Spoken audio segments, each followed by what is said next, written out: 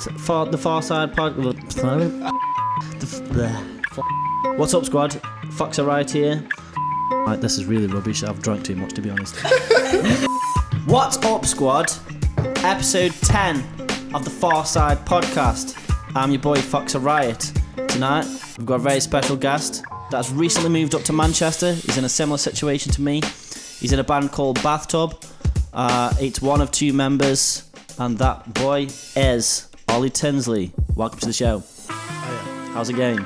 It is amazing. Thank you so much for having me on. Let's crack on with this podcast. Nice one. Not fucking dude.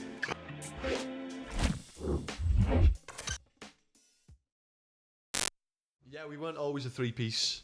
But we were. We started off as a three-piece in high school because we were doing like a couple of cover songs in school and stuff like that. And then, it accidentally started writing our own stuff. But then our guitar player ended up falling into a few, issues really, and in the end never wanted to go out on stage and didn't think it was for him. So he decided against doing it, and we had to go out and find a new guitarist and teach him all the songs that we'd written. So we found a lad called Tyler. We did about... So what were you playing then? Bass? Bassist. I was still doing the same as I was doing now. This is the thing. So I wrote all the songs when Alex left as a two-piece in mind. So I thought duet's cool, and at the time I was listening to a lot of Royal Blood as well. No, mate, I was going to mention that exactly. Later. So it was like, well, there's nothing stopping me from trying to do something similar and changing it up because I can't deny they're a big influence of ours. So I started writing duet stuff, and then Brandon said, in fact, I think Brandon went on a night out and met some lad in Chicago that said, I play guitar. Brandon invited him to practice without asking me. That's what it was. And I remember turning up, and I'm like, who's this? And he's like, oh, it's Tyler who plays guitar. So we jammed and we taught him the stuff, and we ended up gigging. Our first gig was with Ty, and we did about 6 months. The first gig was in March 2019, and his last gig was in September 2019. So it's about 6 months or so. That happens a lot, that does, Do you know a band called Queen Cult? Yeah, I've heard of them. They had a drummer, and he was a fucking sick drummer as well. And then they got involved with the management team. Right. And I think as soon as they got involved, the drummer was like, well, I'm out. He wasn't up for it. Fair enough, and it has to be one of them. It was a few things like that. I mean, Ty, we had different influences. Ty wrote a lot of solo music and I think he wanted that a bit more than us, to be fair. He was into more What's jazzy. He do now, then? He's a solo. He does, artist, still does it. Solo, so we knew it was going to happen. He also plays guitar in that Mercia, if you've seen them coming up, like a metal-y band in Stoke. I haven't, no. I think the only metal band I keep an eye on Stoke is Black Coast. Yeah, and Moral Slip. Yeah, fucking hell, Moral Slip as well. Yeah, both of them. Black Coast, I didn't really know they were from Stoke, to be fair. I knew that because we recorded with Sam Bloor, so did Black Coast, so I heard of them through Sam Bloor first. Is that what you recorded Oiled Up with, Sam Bloor? Yeah. Oh, mate, he's a geezer, isn't he? He's the go-to guy for, I think, any rock acts in Stoke-on-Trent. We didn't know that at first, actually. We were like, we could either record us somewhere really cheap and it's going to sound like a demo, or our first ever recording could be as professional as we could. And we thought we found the most expensive dude in Stoke at the time. Yeah. Or what we thought he was anyway. Went straight with him, recorded our first two singles with him as a three-piece and released them. And everyone was like, oh, yo, you're actually a real band. But that's not the reaction. And it's because it sounded so good. Sam Bloor's a no-brainer, mate. We didn't realise, though, how good it was until we went and recorded the rest of our first album as a three-piece at Riff Factory. And it still sounded great, but it didn't sound it wasn't what we wanted, and it didn't quite match up with the original stuff. And we're like, oh, okay, so it does kind of matter where you go to record. Do you make strong references to Royal Blood then? Is there other artists that you sort of draw inspiration from as well when you go into a recording studio? Like, do you go in and say, I want it to sound... No, not at all. Don't want to sound anything like Royal Blood. This is the weird thing. So every time we go to a gig, someone comes up at the end and go, yo, you're like Royal Blood. And I hate it. Right? Yeah, I was going to say, I'm sure eventually it'll do your head in. Yeah, I hate it. So I can't deny that if it wasn't for Mike Kerr, we wouldn't have the setup that we did. Mm-hmm. And I think that the only song I ever really listened to and took any inspirations from was the first song on the second album, How Do We Get So Dark? Because the riff in that was so new to me in terms of riff writing that I was like, I'm going to use that for I started to implement that on my own riff writing a little bit. What was this? How Do We Get So Dark by Royal Blood, that song. That was a big influence of mine. But other than that, I don't like them anymore. I don't listen to them anymore. Yeah. I think they're really... I liked them because their first album was so basic and it was drum bass. I thought Typhoon was really good though. I know, they're That's great what songs. They're properly got me great into them. songs, but I think they sold out a bit and I don't like it as much. Yeah, I mean, if you watch them live now, they've got a choir, they've got a keyboard player, you know, he's looping stuff. Yeah, it's not like a two-piece anymore. I kind of think he's miming a little bit too in some bits, but yeah, this is what I mean. I mean, they go on, and if you watch them, I like watching full live shows, right? And he's got a different song. I'm not joking, it's not exaggerating. Different bass for every song. Every single song finishes, guy comes out the back, swaps the bass. It's a joke. There's no need for it, and I think it's really. We don't want to go down that route of over-producing things. Yeah. So, yeah, I think the second album was a bit just touching it for me, but the third one's a bit. They've crossed. They're not a duet anymore. They can't really claim it anymore. But there must be a way that you have to adapt. So when you go to record with Sam Bloor, Yeah. and obviously this happens with all bands, like small piece bands anyway. You obviously record multiple layers, and then you have to sort of transfer it into a live fashion. So how do you get around that? I know, obviously. So I imagine the pedals that you're using, you know, fuzz boxes and shit like that. Like, can you just tell me about how you get that thickness? We don't record anything we can't do on stage. Oh, really? No. Oh, okay. Is that like a rule? Yeah. Oh, that's cool. That's the only reason we have rules is because we know that at some point we're going to have to adapt going forward. Our stuff's going to sound the same. Yeah. But me as a songwriter, and I'm the visions come from me really, and the ideas of what I want Bathtub to be without knocking the mic over. It's all right. And yeah, so there's not many rules. There's not many rules. But the main ones are I won't record it if I can't do it live, and that's pretty limiting though. Do you think that's, I don't think that's it is a temporary because, measure, or do you think that might change as you develop? I'm open to changing, but I don't want to really. I think that's an important premise because growing up with my dad being my biggest kind of musical influence, he'd never play me anything on the CD. It was always live music. What's your dad's name? My dad's name. He's got 3 names actually. Yeah. His real name's Brian. Dear His real name's Brian, but nobody calls him Brian. Everybody calls him Tony. Right. But everyone calls him Pat because I used to call him Pa as a kid. People thought it was Pat. Oh shit. So everyone calls him Pat, and he's now known in the music industry as Pat because he goes everywhere with us. So we kind of started telling people that was his real name. So when he turns up, it's like, all right, Pat, how you doing? I've got a granddad named Glenn, and I found out last year that his real name's Reginald. And he's just lying to the whole family for 50 years, mate. That's amazing. But I guess like as your dad, sort of like my dad is like your biggest fan, always comes to your shows. Yeah, literally. Yeah. And you know, if it wasn't for him, we wouldn't have realised that we could do it properly. I don't think. Oh, so we only ever let me listen to live music. It was always listen to it live. It's way better live. Mm-hmm. So we only cared about live music. How old is your dad? He's 63. Punk era. Yeah, the biggest Stranglers fan in the world. Every Stranglers gig ever. My dad was the same, mate. Susie and the Banshees. Exactly. Obviously Pistols and all so that. I think that's where it comes from, and we are because of that. We've got punk in us, in the fact that we have stuff that we won't. There's lines we won't cross. We don't want to sell out. You know what I mean? Well, you boys are fucking wild. I know that. And your bandmate isn't here tonight because he might be doing one of 2 things. What did you say? What did I say he was doing? I can't say the second one. I said he was probably working out. Probably at the gym somewhere. Working out his kidneys. Yeah, probably. Well, let's talk about what you've got coming up, because you've got a show in Manchester. And first of all, actually, let's talk about how you've progressed from Stoke-on-Trent. So we're in a similar position, aren't we? Where we've originally from Stoke, and we decided to move up Manchester. How long have you been here for now? 4 months. Yeah. 4 months. Yeah, so 2 months longer than me. Yeah. Have you adapted well? Have you made any comparisons with the Stoke music scene? And you know, massive ones. I mean, in terms of going to gigs myself, there's more people here. Yeah. So I've been to gigs in the dingiest bars you've ever imagined. Like where? Down the Pier Hat. Yeah. Right, I don't want to slag off the Pier Hat because when I actually went into the venue, it was actually quite a cool vibe in there. But I mean, I'm not joking. Someone tried to drive me to this venue, and it's down this side street covered in graffiti. You'd never know it was there.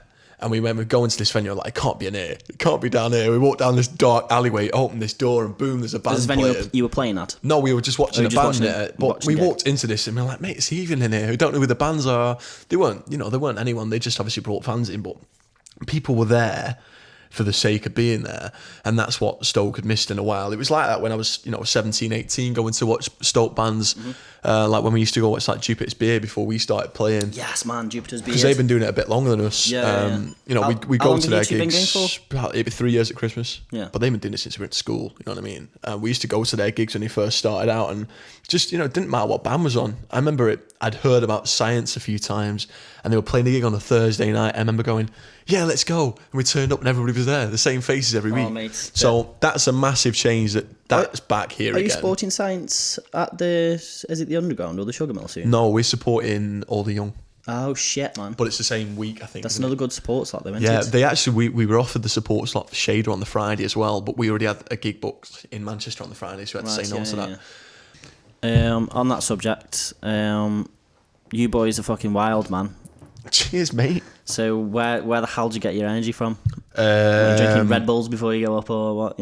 What's your fuel? No, because I'm not allowed to do anything when we're playing shows at Brand, because he's straight edge and he rubs off on me. So is he completely sober then? Completely, yeah. He doesn't drink. Is there a reason behind that?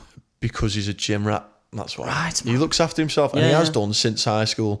And I swear down now, he must have gymmed 5 days a week for the last.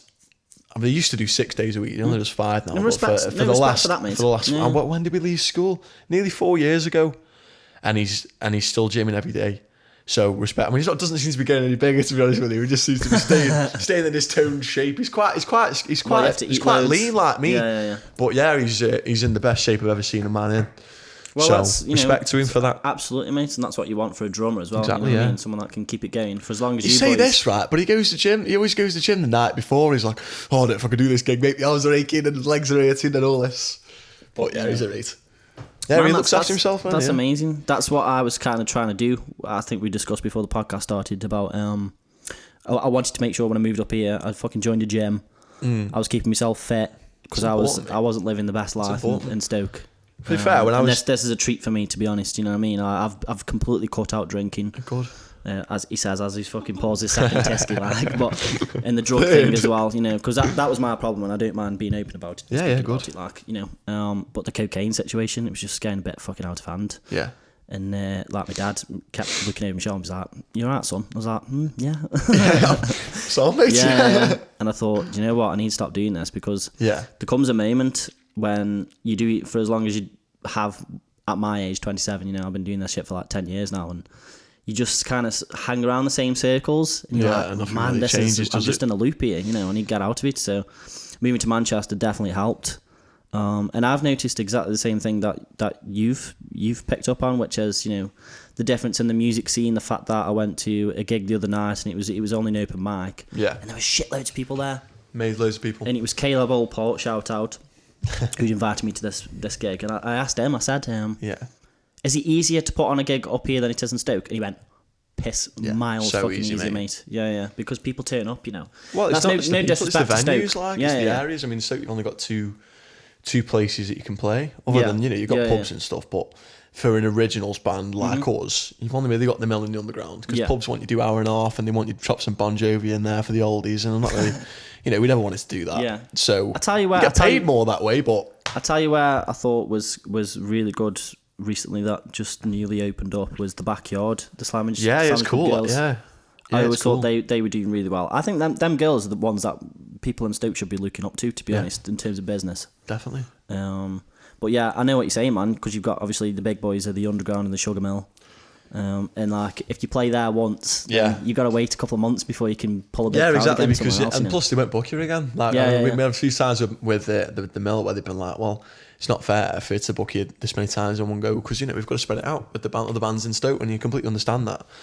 The worst bit is that you never ever want to badmouth where you come from, because if it wasn't for that, we wouldn't be what we are. Of course, mate. But you've got to understand that it's all right going, oh, well, these Bathtub are saying they've moved to Manchester and, they're losing the roots.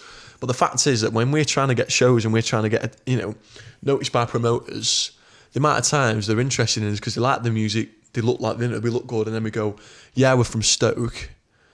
And they suddenly start replying to us on Instagram, and it's happened before. It's happened a few times, honestly. Yeah, and it's not because you don't like Stoke-on-Trent. It's because that's where our hometown is, and they either know there's not a scene there or whatever, as soon as we've moved to Manchester, yeah, we're from Manchester, they're absolutely eating all over it because they know there's people here. They know people will turn up. They know we can pull more of a crowd here. They've probably never worked in Stoke before. They don't know the venues. There was a couple of situations like that when I was in a band called 10 O'Clock Chemical 2 years ago, and we got discovered by Aaron Moore, my current manager now. Yeah. And it was kind of a big deal for us back then because obviously you're from Stoke and you think, nobody really expects you to go anywhere or to export it out. And we got some pretty big things in front of us, And I remember Aaron telling us that he'd showed some of our music to like people in London, big people in London, blah blah, and they'd said that's from fucking Stoke. Fuck off. Yeah, you know what I mean? There was a general like sort of anti-Stoke vibe everywhere else apart from Stoke. People basically don't expect it to be any good instruments, do they? But yeah, there's a lot of prejudice about it, and it's a shame really. But like I say, we've bit the bullet. We've made the move, or I've made the move. Brand still lives in Stoke, but the fact that I'm here taking music at university, I'm surrounded by other Manchester musicians. Yeah. Immediately, the amount of people I've met straight away. The amount of people we'd played in Manchester before when we were from Stoke, but now the promoters that we work with then take us more seriously because they know they could book us for headlines and stuff like that because we're from here now. We've now got a bit of a fan base here because I've got friends at uni, people that have seen us before. We're building up a name here again. We've just been given our biggest show ever in Manchester actually in January. What's that? They've booked us at the Club Academy, which is just bigger than Academy 3. Okay. I think it holds 650, which is mind-blowing numbers. Yeah. Now, don't get me wrong. If there's 20 people there, it don't matter how big the venue is, does it? But, you know what I mean? It's massive for us. Biggest stage we played before, that's the Mill, so really cool. In terms of like sort of following and social media and stuff, has anything changed since you've come up here? To be fair, no, because since we've moved up here, we haven't really done a lot. We've played a couple of shows, but cheers, mate. We released all our music at the start of the year for this year, pretty much. So since I've moved up, nothing's changed, but it will do. I mean, the last 2 gigs we've done. Another thing as well, and I don't know if this is just Manchester, but whenever we've played a show outside of Stoke, the reception at the end of the gig is always really nice. Yeah. A lot of the time I play in Stoke and something goes wrong. One thing I've noticed about Manchester, and I swear to God, it's like no other place in the fucking country, right? And I noticed this as soon as I came up, and it was something as simple as I was walking in the city centre, and you know when people just barge past you? Yeah. And they said sorry, and I was like, what the fuck, mate? You hardly get that in Stoke, let alone like places like London or somewhere like that, do you know what I mean? I thought Manchester was quite cool. And I had it the other day, I went to the shop that we just went to, and there was a girl that was, and in my head I was like, oh, look at her, snooty bitch, like fucking standing in my way, She said sorry to you? And she said, oh, I'm sorry. And I thought, what the fuck? It blew my mind, mate. This city is so friendly. It's so people oriented. I've learnt that now. When I first came, it was a bit daunting. 'Cause it was so big, like. But yeah, now I think I'm kind of getting it a bit now, and I like it a lot more up here. It's a lot. I just need to go out a little bit more, so I'm looking forward to coming to your gig next week on the 10th of December, which is a nice segue. So where's this at? So we're headlining at Atma. I think that's how you say it. 'Cause it's got 2 A's at the start. Whereabouts is that? It's in the Northern Quarter, and it's next door to the Pier Hat. Okay. Which is just off Lever Street. So how much are tickets and blah blah? Tickets are £8. £8. As they always are in Manchester. That's only downside. They always seem to rip everybody off for coming to see us. Mate, it's hard, because every gig that I've done since being in the FAR project thing, I've been supporting like people that are worth paying prices for, I feel like dead stingy. Then. I feel stingy though because I'm charging my parents and my fucking mates £10 to come and see me. So whenever we ask our mates now to come and see us, and like, how much tickets, mate? And like, £8. He's like, Jesus, you used to pay £5 when you're in Stoke. You know what I mean? It was never any more than a £5 in Stoke, and now they're paying £8-9. We've got a gig with Scruff next week in Stoke. To fair, £9. I'm like, I can't see mates come to the Underground at £9 when they saw us last week at the Underground for £5. Yeah, mates, no, you feel dead stingy. It's weird, but yeah. So that's on the 10th of December, and 10th of December, yeah. We're headlining that, and the promoters that did it, we were their last gig, and we're their first gig back out of COVID. Okay. And they put us on first because we'd only played with them once. We headlined off the Square, which is also on Lever Street in Northern Quarter, and that was nearly 2 years ago now. It'll be 2 years ago in February. And they liked us that much. They remembered us for 2 years and said, look, we're coming back out the woodwork. We want to book you again for our first gig back. And I remember it was one of the nicest gigs we'd ever had because it was the first show in Manchester. And at the end of the show, everyone comes up and go, oh wow, I love your sound. Oh wow, that was really good. And no one ever says that in Stoke to me. And it was great because we play in Stoke and we had good gigs.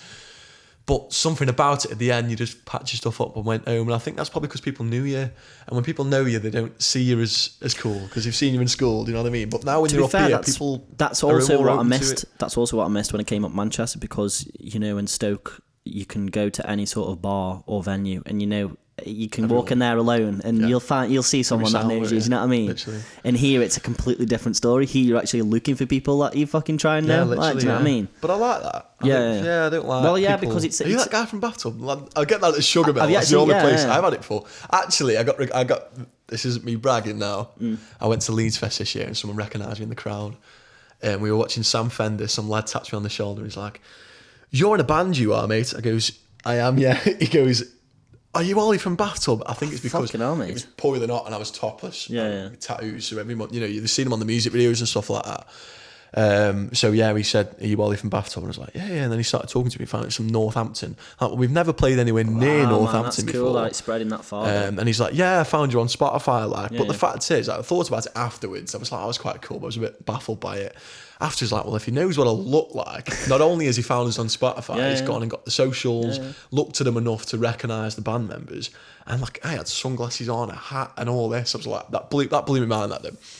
Feels good though, don't it? Oh, it feels amazing. I mean, I don't quite think these yet. You know what I mean? Because we're not really.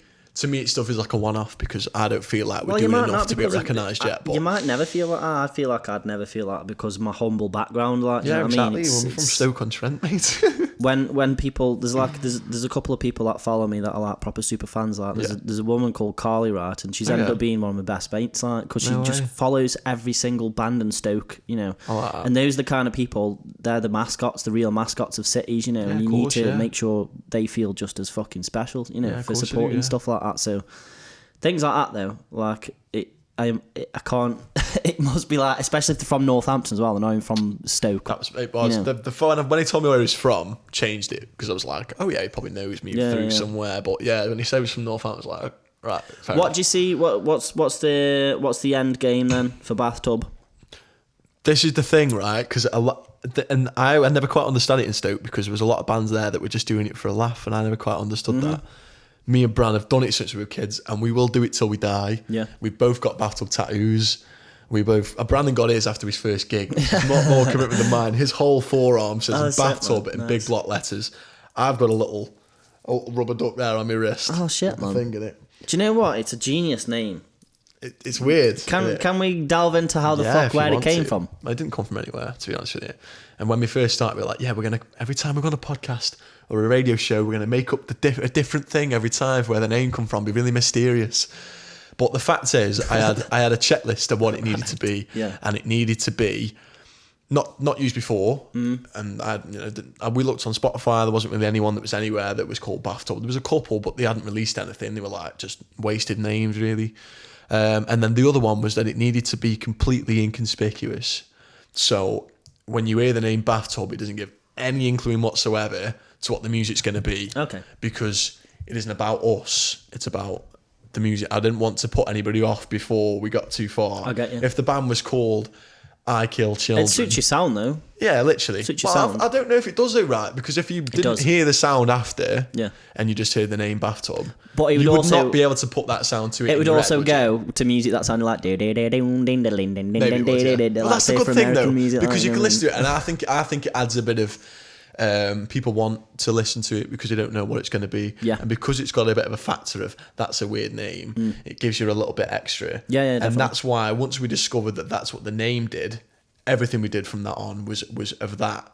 We wanted to really ram home this weird duck bubble related branding that made people want to bath. Maybe people want to know what was going smelly on. People. Yeah. That you're trying to be fair, we actually used to have a chant yourself. when we first started, which someone made up at a gig once and it stuck, which was "fuck the shower," and people would go and they'd chant it at gigs and stuff like that. So and then what would be perfect if you did like a phone party or something like that? That's got we to be on wanted the to, cards. you know. We would love to. If we had enough people underground and we had the resources to do it, we'd do it. We have bubble machines at shows now, which is something we always wanted to do. Yeah. And now we've got one either side. And Brand bought them to surprise you once. Why is it two roadies on the side of the stage? Yeah.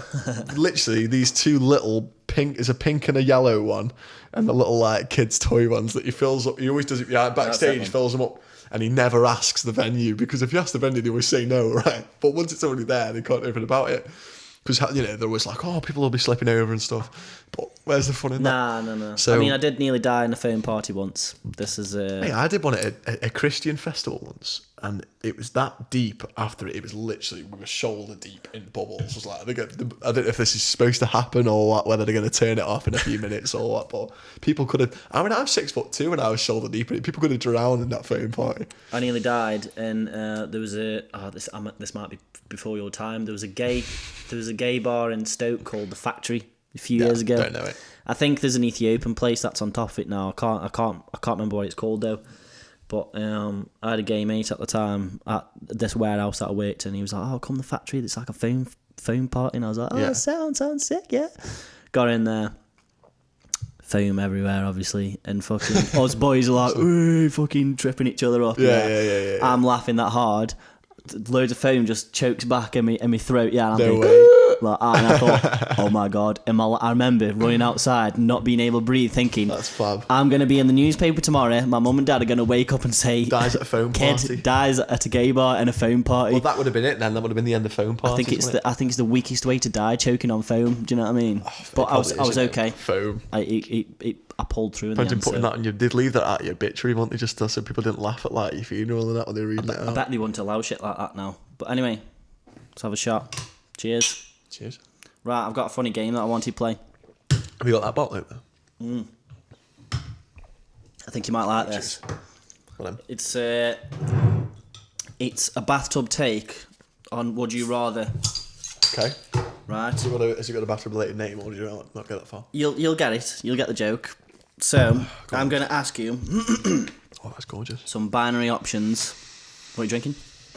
Hobgoblins. Ale. This show is sponsored by Hobgoblin Gold and Jack Daniels. So you've got two choices to make, right? Yeah. You've got a couple of would you rathers. Okay. I want you to really think hard about them. Okay. All right. So would you rather soak your skin in petrol or douse your head in gasoline? Yeah, nice one. What's the difference? Aren't they the same thing? No. I mean, you wrote the lyrics, didn't you? So go deep into it. Delve in, brother. There's no depth in the lyrics at all. We got to a point where I really am really cynical about everything we write. And with the first album, I listen back to it now and I'm like, who do you think you are? Like, Mate, no, it's nasty. It's fucking, it's pure. It's. I hate it because I wish I wasn't like that. But I can't help it. But the thing is, though, I bet could you ever write a love song? Because I couldn't. I've written a couple, but only ones that are really hidden that you can't tell it is. Yeah. Where they'll have references in it that will only mean stuff to me and the other party. Yeah, You know what it's I mean? like Whereas so anybody clouded else, and a bit it'll darkness. just sound like vague lyrics, you know what I Yeah. mean? I've done that a couple of times, but literally since the first EP and I listened back to it, I was younger, so fair enough, but I'm like, literally, trying to talk about like government and stuff like that. And I'm just not, I don't believe in bringing that into music. I like that. I don't like bringing it into Yeah, art. yeah. We're not the band that goes on stage and writes "fuck the Tories" on your I respect guitars, that. and Yeah. I've got nothing to do with the music at all. And I wish that people could separate the art from the I artist. think, do you know more what? often. The thing is now, I think it's an easy way to get free marketing is It to is have actually, a really yeah. strong political stance. And sometimes as musicians, we forget what the music was there for in the Yeah, start. And it was literally. for unifying people, Yeah, you know. exactly. It bores the shit out of me, even though, it's part of some bands' personalities. And I completely get that. And there's a lot of bands that I don't particularly agree with politically, but I think are fucking meant. And Yeah, the that's political the stance is part of the music, so it's just like, well, it's part of the package, you know. But I absolutely respect that. I didn't know that about you either. A lot of people are always like, if you've got a platform, you've got to use it, or else But you're you don't wasting have to. it. Yeah, but yeah. I don't agree with that. And you know what, I've got my own political views, but I don't speak out about them. Yeah. And I don't pass them on to other people because I don't think you should do that. Yeah. And with the new EP, I wanted to write stuff that was so completely meaningless. Mm-hmm.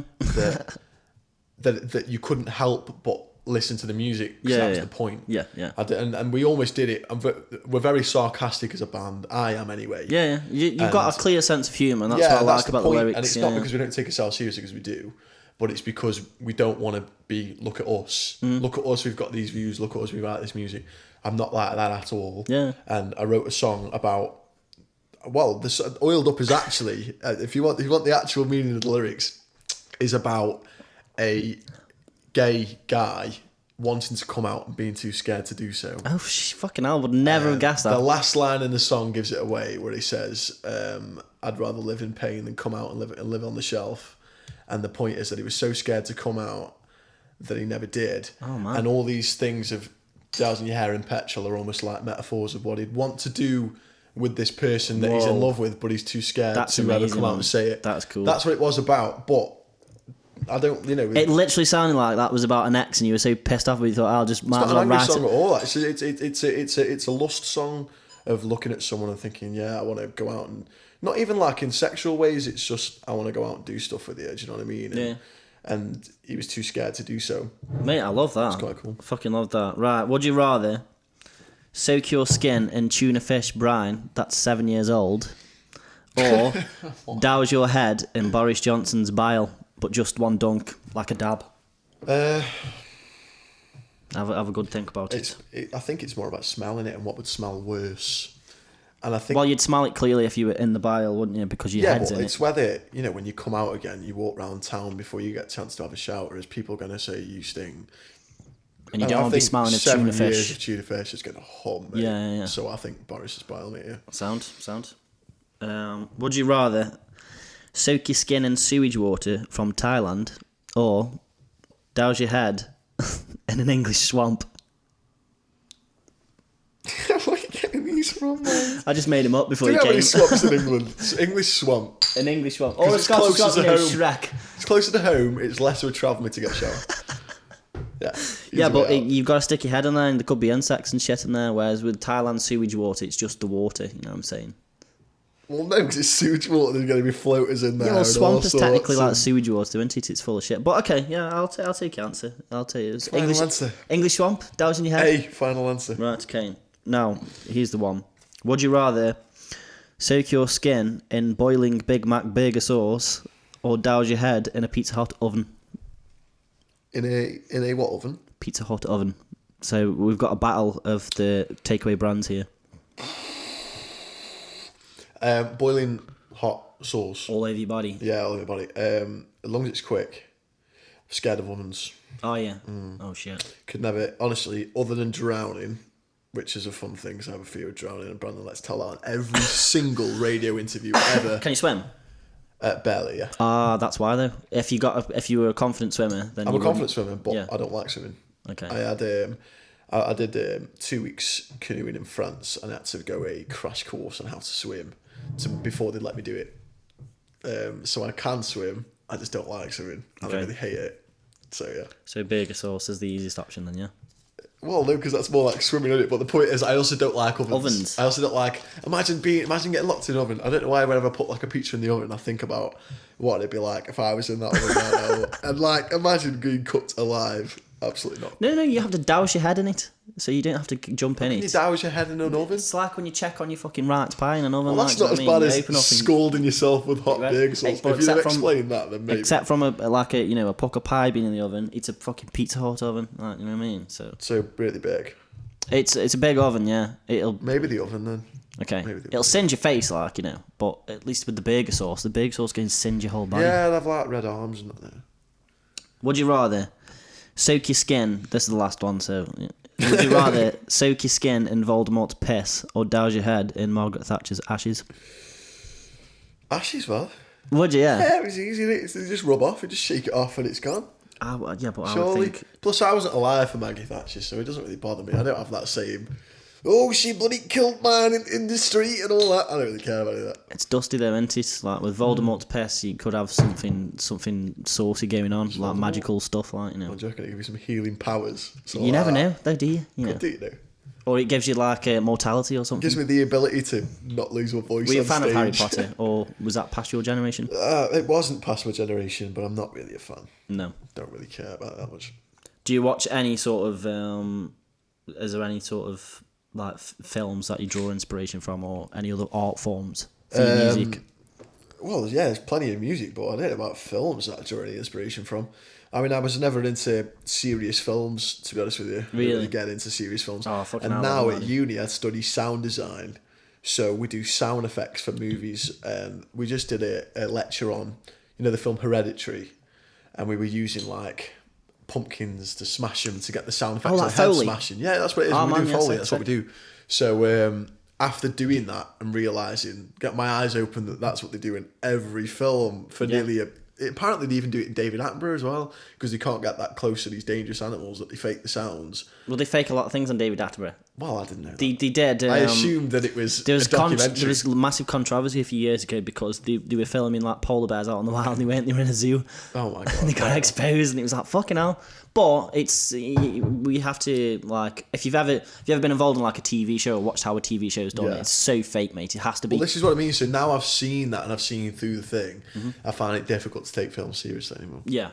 I hate that it's kind of ruined my innocence for that. So I like comedies and I like old 2000s American high school comedies like American Pie and Road Trip and stuff. I'm with you on that one. Because they are purposely stupid that you wouldn't take it seriously anyway, so it doesn't matter. I think the best era for film was the 90s anyway.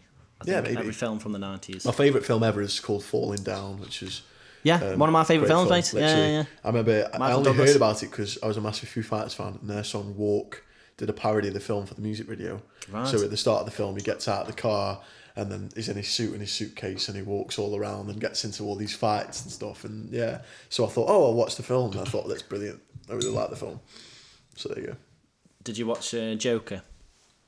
No, because that's like Falling Down. If you like Falling Down, you will like Joker. Oh wait, no, I did see the Joker. I'm lying to you. Yeah, I did. It's like I about did see it. one man's... Because he was a clown, wasn't he? And then they all taking the mick out of him. And then he got a gun and I can't remember. But yeah, I did see it. I saw it in the cinema. So, if you're not fucking obsessed with films, how can you be obsessed with like sound design and shit? Because surely that's going to be your industry. Like, I'm not. I'm only in Manchester and at university for Bathtub. That's the only reason I'm here. Really? Yeah, completely. I But moved here because I knew that if we stayed in Stoke, nothing was going to happen. We were there for 2 years of trying, but no one took us seriously because you're from Stoke-on-Trent, and I got so tired of it because it really grinds at us. Like we care about it a lot, and I thought, well, if I go to Manchester and I do uni and take music, I'm going to be with musicians in Manchester. There's no way I can't make contacts. There's a few options of music though. So like, is there? Oh, not at Met. There isn't. There's only one course. Really? That's why I did the sound design one. Ah, shit, man. Because I was going to say maybe technology might have been the better road to go down because obviously recording your own shit as well. Is that something you've ever considered? I do a lot of solo stuff. So I've tried, and I've got Logic, and I've got an interface and stuff, and I sit in my room and mess around with some songs that I've written, but they never sound as good. So until I was to, maybe one day I'd like to do it, but I don't think I'd ever be that interested in recording a full band, to be honest. Fair play. I'd rather be playing it than recording other people's stuff, I think. Yeah, fair enough, man. I've had to change my mind a little bit since obviously moving to Manchester because I'm like a producer by trade, but I've always just done my own stuff. I never really mess about with anybody else's. But my manager suggested if I'm moving up here, I'm not fucking stacking shelves anymore. Then you better start making music for other people, and providing service. But now I've realised a genuine love for it. If somebody comes into this house and we're recording music, I've been working with Samantha Lloyd for a little bit now, and we've been making some fucking pop tunes, and it's like, man, I could see myself doing this now. And also the fantasy of being this fucking rock star, pop star guy sort of brushing away as well. I think that just comes with age, though, naturally. It does. And now I don't think it'd ever go. No. I think I'd always rather be there than it. Come back in 7-8 years, it might do, you never know. It just started. I think now in my life, I'm feeling like this is a musician's peak, and it's really bad to say because you shouldn't, because I'm under time pressure. I'm not discouraging people that are like 30 years plus to not follow the fucking dreams, Yeah, of course not. and go for it. But me personally, I just think if I'm 27 now, it's like I should have been. My dad is still convinced that we missed the boat at 16. And he's convinced that we should have put music out at 16 and used that as a thing to say. Well, you're doing it now, though, aren't you? 16. Yeah, we're doing it now, but you know, and then we had a year of nothing last year. But what would have been silly, in my opinion, is like you look at people that made it at like 16, 17. I think they've got their scripts pretty much written for them now. Do you know what I mean? And they've become part of the industry, like they're kind of plants. Do you know what I'm saying? Yeah, because they're probably not old enough to make anything when they started. That's what I'm thinking now. Yeah. That they haven't got control of their own stuff anymore. But I'm glad I've got to this point now where I can see that actually my preference would be like being an independent artist and making what I want to do, whether, you know, compared to being controlled and sort of like pushed into a road that you might not want to go down, and you look back when you're like 30, 40. I think actually a lot of our, other than Royal Blood, a lot of our other influences are DIY artists, which is quite a thing that's coming up now. Mm-hmm. And there's a band that me and Bran go to see every year when they tour called Cleopatra, who are also a duet, and made a point of making it, breaking through, and then with the debut album that everyone was anticipating, recording it with the mates in a basement and putting it out, and it was brilliant. And it's just been nominated for a Grammy, actually. It just came out this year, and I went to see him a couple of weeks ago, and I think there's a point now where record labels, it's a lot harder to get signed, I think, these days, and I think that a lot of record labels don't want to put a risk on you and put the money into you. It is, unless they already see it coming. Do you know what I mean? It depends on a few things. So if you've got the streams, I've seen so many people that have got the numbers, and they go straight for them. Yeah. Do you know what I mean? That's the thing, because we've always had amazing numbers. I mean, we are hitting the millions, but we've got over 200,000 on Spotify, and they're just, you know, they for a band that we've only was that your Spotify rap? Was that your Spotify rap? No, that was, we only got 40k this year, but overall we got over 200k. Yeah. We got some really cool numbers online and on YouTube as well, and you know, whatever. So I think there's a point now where we might end up going on our own, going solo, to a point of where by the time someone approaches us and says we want to work with you, we're probably at a point where we don't really need someone anymore. And we never not need anyone, but that's we're probably the best at a point position where that you could ever be exactly in. Because as soon as you sign with someone, it helps you out, because you're going to get to write albums, they're going to fund your stuff, but the amount they take off you at the same time is probably not really worth it when you're a bit of a bigger artist. Like now, if someone came to us, it'd be amazing for us. But, you know, give it a couple of years' time. If we built up the fan base already, we probably wouldn't need that. Well, you don't. And that's where I want to be. It's called bargaining power, isn't it? Literally, yeah. We could either say, well, give us a bit more of a cut, or you know, we can, you know, we could do it on our own. I never like the idea of PR people when they come in and be like, oh, we need to write a song about this and that, and it's like that's what puts me off most. Yeah. So it's like, I got asked a question a few years ago when my manager got involved, and he was like, what do you want to be? Do you want to be a signed artist? And I thought at the time, yeah, because obviously it's money, it's quick money, and it. Well, everyone you hear signed artist, it's like promised fame. Signed. Yeah. Do you know what I mean? But it isn't that attractive to me now. It's just like, I don't know, because of what you compromise, how much you compromise, you know, exactly what you're talking about, man. It'd be good if you find a middle line and you've got like some record label coming in, they're like, we just want you to do what you do, and we'll fucking pay you for it, basically. Do you know what I mean? That'd be the best case scenario.